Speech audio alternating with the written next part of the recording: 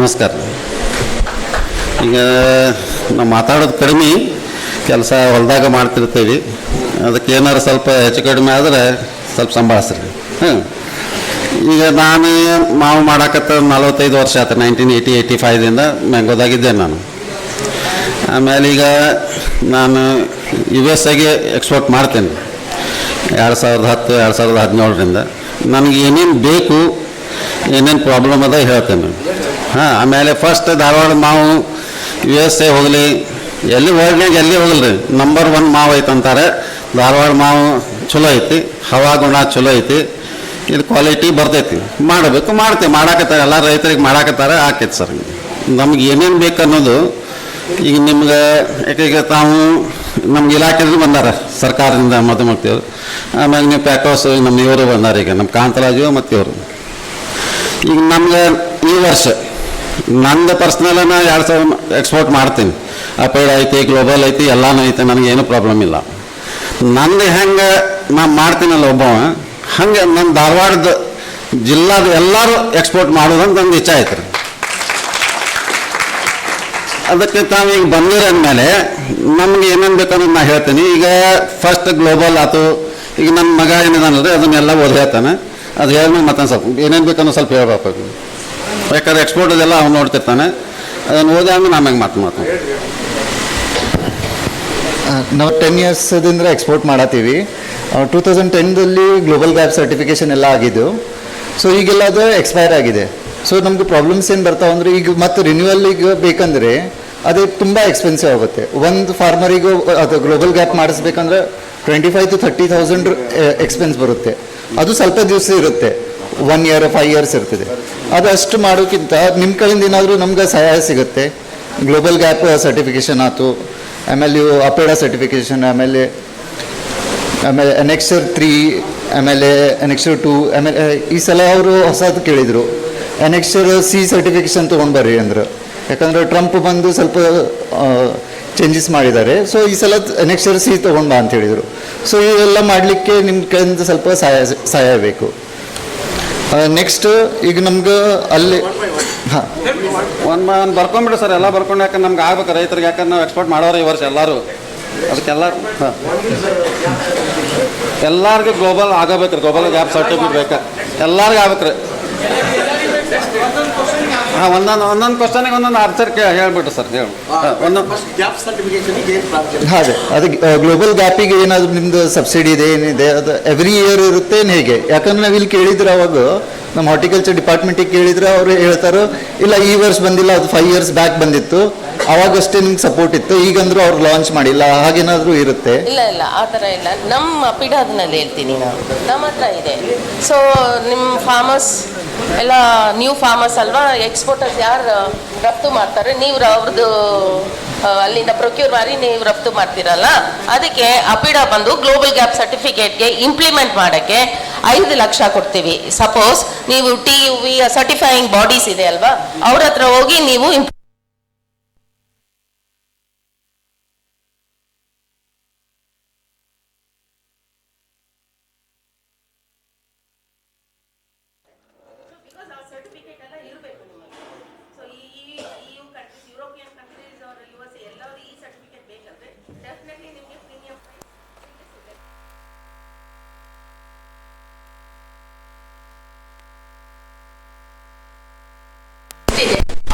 ನೀವು ಹೋಗಿ ಮಾಡಬೇಕು.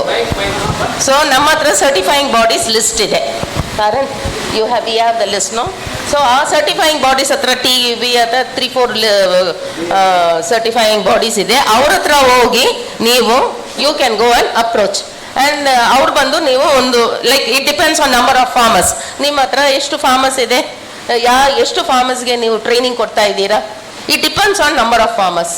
15 lakhs ಏನೋ ಆಗುತ್ತೆ ಅನ್ಕೊಳ್ಳಿ ಫಾರ್ ದ ಎಂಟೈರ್. ಇದಕ್ಕೆ ಆ ಪಿಡಾ will give 5 lakhs outright subsidy. ಆ ಥರ. So that application you have to go to the TUV and ask. They will give you everything. ಎಲ್ಲ ಏನೇನು ಮಾಡಬೇಕು ಎಲ್ಲ ನೀವು ಕೊಡಬೇಕು. ಫಸ್ಟ್ ಆಫ್ ಆಲ್ ಯಾವ್ಯಾವ ಫಾರ್ಮರ್ಸ್ ನಿಮ್ಮ ಹತ್ರ ಇದು ಅಪ್ಲೈ ಮಾಡ್ತಾ ಇದ್ದೀವಿ. ಈಗ ನಾನು ಮಾವು ಬೆಳೆಗಾರರಿಗೆ ಕೋಆರ್ಡಿನೇಟರ್ ಆಗಿರೋದ್ರಿಂದ ಈ ಸರ್ಟಿಫಿಕೇಶನ್ ನಾನು ಸುಮಾರು ಮ್ಯಾಂಗೋ ಬೋರ್ಡಲ್ಲಿ ಇದ್ದಾಗ 3,500 ಹೆಕ್ಟರ್ ಮಾಡಿದೆ, ಆವಾಗಲೇ ಗಾವಂಕರ್ದಾಗಿದ್ದು. ಸೊ ಈಗ ಅಪೆಡದಿಂದ 5 ಲಕ್ಷ ಇದೆ. ಈಗ ನೀವು ಇಷ್ಟು 200 ಜನ ಇದ್ದೀರಾ, ಎಲ್ಲರದೂ ನಾವು ರಿಜಿಸ್ಟರ್ ಮಾಡೋಕ್ಕೆ ಒಂದು ಅದ್ಯಾವುದೋ ಸಂಸ್ಥೆಗಳದ್ದು ಲಿಸ್ಟ್ ತೊಗೊಂಡು ನಾನು ಅದಕ್ಕೆ ಕೋಆರ್ಡಿನೇಟ್ ಮಾಡ್ತೀನಿ. ಅದಕ್ಕೆ ಏನಾಕಂತಂದರೆ ಭಾಳ ಲಾಟ್ ಆಫ್ ಡಾಕ್ಯುಮೆಂಟ್ ಮೇಂಟೈನ್ ಮಾಡಬೇಕು. ಅದು ನಾವು ಪೋದಾರು ನಾವೆಲ್ಲ ಡಿಸ್ಕಸ್ ಮಾಡಿಬಿಟ್ಟು ನಿಮ್ಮ ಪರವಾಗಿ ಎವ್ರಿ ರೈತರ ಪರವಾಗಿ ನಾವು ಡಾಕ್ಯುಮೆಂಟ್ ಮೇಂಟೈನ್ ಮಾಡಬೇಕು. ನಾನೀಗ ಮಹಾರಾಷ್ಟ್ರದಲ್ಲಿ 2,000 ಹೆಕ್ಟರ್ ಮಾಡಿದ್ದೀನಿ. 2,500 ಜನ ಸೇರಿದ್ದಾರೆ ಈಗ ಗ್ಯಾಪ್ ಸರ್ಟಿಫಿಕೇಷನ್. ಈ ಅವರು 5 ಲಕ್ಷ ಕೊಟ್ಟರೆ ಅದನ್ನು ಯಾವ ರೀತಿ ಕ್ಲೈಮ್ ಮಾಡಬೇಕು, ಅದೇನು ಮಾಡಬೇಕು, ಉಳಿದಿದ್ದನ್ನು ನಮ್ಮ ಮ್ಯಾಂಗೋ ಬೋರ್ಡ್ನಾರು ಕೊಡ್ಬೋದು. ಸರ್ ಇದ್ದಾರೆ ಎಲ್ಲ ಸರ್ ಇಲ್ಲೇ ಇದ್ದಾರೆ, ಸ್ಯಾಂಕ್ಷನ್ ಆಗಿಬಿಡ್ತೈತೆ ಇಲ್ಲ ಇಲ್ಲ ಸರ್, ಕೆಪೆಕ್ನವರು ಸ್ವಲ್ಪ ಕೊಡ್ತೀನಿ ಅಂತ ಹೇಳಿದ್ದಾರೆ. ಬಟ್ ಇದೇನಾಗುತ್ತೆ, ಗೌರ್ಮೆಂಟ್ ಪ್ರಾವಿಷನಲ್ಲಿ ಏನಾಗುತ್ತೆ, ನಾನು ಒಂದು ಕಡೆ ತಗೊಂಡ್ರೆ ಇನ್ನೊಂದು ಕಡೆ ತಗೊಳಕ್ ಬರಲ್ಲ, ಅದು ಒಂದಿದೆ. ಇಲ್ಲ ಅಂದ್ರೆ ನಾನು ಏನು ಮಾಡ್ತೀನಿ ಅಂದರೆ, ನಾವು ಒಂಥರ ರಂಗೋಲಿ 150 ಜನ ಒಂದು ಕಡೆ, 150 ಜನ ಇನ್ನೊಂದು ಕಡೆ. ಸರ್ ಕ್ಯಾಪೆಕ್ ಅಷ್ಟು ಮಾಡೋದು ಸರ್, ಎಲ್ಲ ಮುಗಿಸ್ಬಿಡಲಿಲ್ಲ. ಸೊ ಇದನ್ನು ನಾವು ಮಾಡೋಕ್ಕೆ ಪ್ರಯತ್ನ ಮಾಡ್ತೀನಿ, ನೀವೇನು ವರಿ ಮಾಡಿಬಿಡ್ರಿ. ಸರ್ ಈಗ ನಮ್ಮಲ್ಲೇ ಮ್ಯಾಂಗೋ ಬೋರ್ಡ್ದಿಂದ ಸರ್ ಇಲ್ಲೇ ಇದ್ದಾರೆ. ಈಗ ಹಾಟ್ ನಮ್ದು ಈಗ ಪ್ಯಾಕೌಸ್ ಆಗ್ತೈತೆ ರೀ. ಪ್ಯಾಕೌಸ್ ಆಗಬೇಕಾದ್ರೆ ನಮಗೆ ಗಾಮಾ ರೇಡಿಯೇಷನು, ಹಾಟ್ ಟ್ರೀಟ್ಮೆಂಟು, ಆಮೇಲೆ ಸ್ಪಂಜಿ ಟಿಶ್ಯೂ ಎಲ್ಲ ಬೇಕು. ಅವೆಲ್ಲ ಓಲ್ಡ್ ಮೆಥಡ್ ಬೇಡ ಸರ್, ನೀರಾಗ ಹಾಕಿ ತೆಗೆದು ಎಲ್ಲ ಆಟೋಮೆಟಿಕ್ ಬೇಕು ನಮ್ಗೆ. ಎಲ್ಲಿ ಮಾಡ್ಯಾರ ಅಂದ್ರೆ ನಮ್ಮ ಉತ್ತರ ಪ್ರದೇಶನಾಗ ಮಾಡ್ಯಾರ ಹಾಟ್ ಟ್ರೀಟ್ಮೆಂಟ್ ಎಲ್ಲ. ಬಟನ್ ಹೊಡೆದ ಕೂಡಲೇ ಎಲ್ಲ ಕ್ಲೀನಾಗಿ ಎಲ್ಲ ಆಗ್ಬೇಕು. ನೀರಾಗ ಹಾಕಿ ಎಬಿಸಿ ನಮ್ಗೆ ಓಲ್ಡ್ ತಿರಿಬೇಡ್ರಿ, ಏನೂ ಮಾಡೋದ್ರಿ. ಲೇಟೆಸ್ಟ್ 2026 ಮಾಡ್ತೀರಂದ್ಮೇಲೆ ಎಲ್ಲ ಲೇಟೆಸ್ಟ್ ಆಗ್ಬೇಕು ರೀ.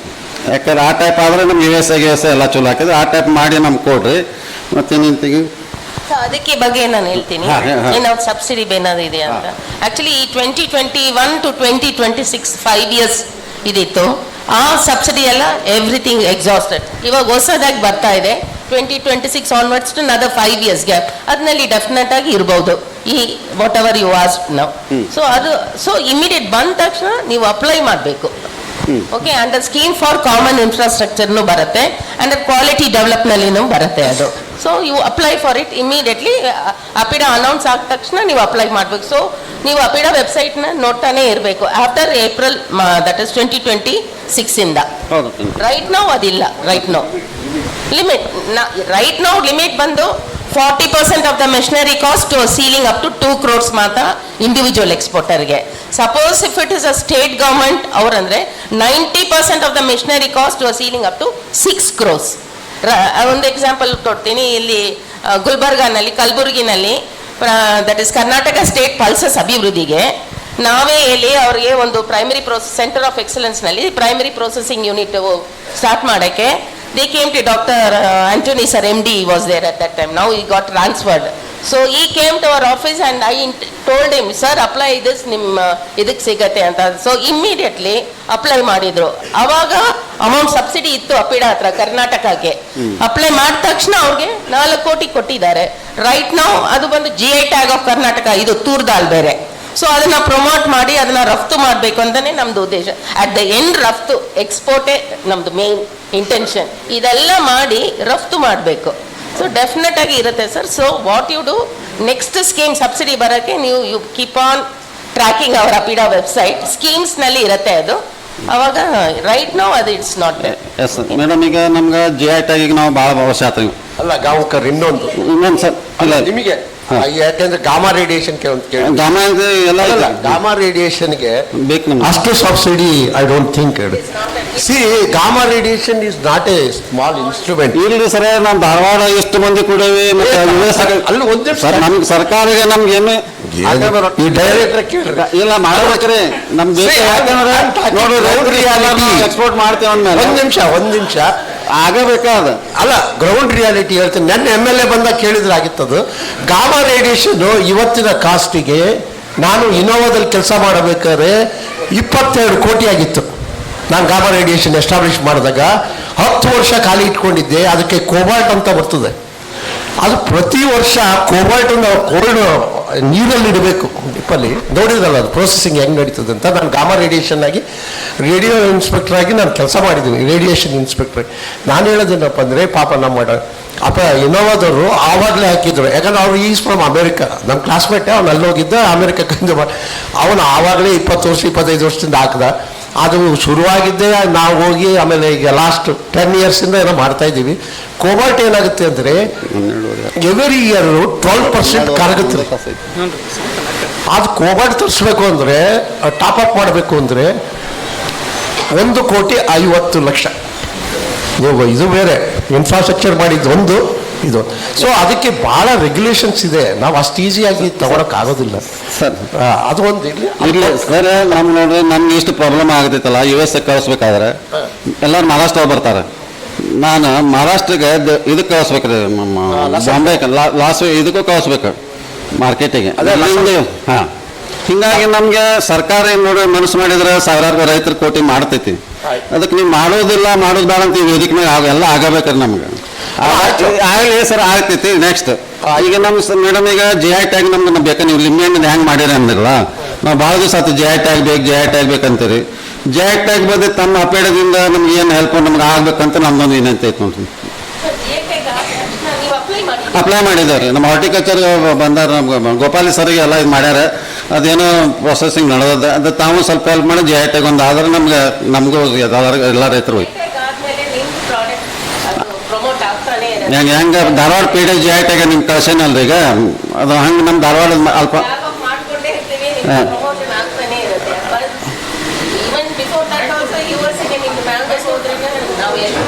ಮಾಡಿ ಅದೊಂದು GI ಟ್ಯಾಗ್ ಮತ್ತೆ ಹಾಂ ಟ್ರೇಡ್ ಹಾಂ ಮತ್ತೆ ಮ್ಯಾಮ್ ಇದು ನೀವು ಟ್ರೇಡ್ ಫೇರಿಗೆಲ್ಲ ಪಾರ್ಟಿಸಿಪೇಷನ್ ಹೇಳಿದ್ರಲ್ಲ, ಸೊ ಅದಕ್ಕೆ ಟ್ರೇಡ್ ಫೇರ್ಸ್. ಸೊ ಅದಕ್ಕೆ ಏನಿರುತ್ತೆ ನಿಮ್ದು ಪ್ರೊಸೀಜರ್ ಏನಿರುತ್ತೆ? ಏನಿಲ್ಲ, ಯಾರಿಗೆ ಕಾಂಟ್ಯಾಕ್ಟ್ ಮಾಡಬೇಕು? ಎವ್ರಿ ಇಯರ್ಗೆ 25-26ಗೆ ನಾವು ಹಾಕಿದ್ದೀವಿ ಆಲ್ರೆಡಿ. ನೀವು ನಮ್ಮ ವೆಬ್ಸೈಟ್ apida.gov.in ನಲ್ಲಿ ಹೋಗಿ, ಅಲ್ಲಿ ಮೆನು ಇರುತ್ತೆ, ಅಲ್ಲಿ ಟ್ರೇಡ್ ಇನ್ಫಾರ್ಮೇಶನ್ ಇದೆ, ಅಲ್ಲಿ you can see events and trade fairs. ಅಲ್ಲಿ ಹೋಗಿ ಕ್ಲಿಕ್ ಮಾಡಿದ್ರೆ list of trade fairs till March 2026 ತನಕ ಇದೆ. ನೀವು ಅದನ್ನ ಲೈಕ್ ಇವಾಗ ಆಲ್ರೆಡಿ ಟಿಲ್ ಸೆಪ್ಟೆಂಬರ್ ತನಕ ಎಲ್ಲ ಆಯಿತು. ಆಫ್ಟರ್ ಸೆಪ್ಟೆಂಬರ್ ಏನೇನಿದೆ ನೋಡಿ. ಅದು ನಿಮಗೆ ಗಲ್ಫ್ ಫುಡ್ ಇದೆ ಇವಾಗ, ಅದು ನೀವು ಅಪ್ಲೈ ಮಾಡಿ, ಸ್ಟಿಲ್ ಓಪನ್ ಆಗಿದೆ ಗಲ್ಫ್ ಫುಡ್.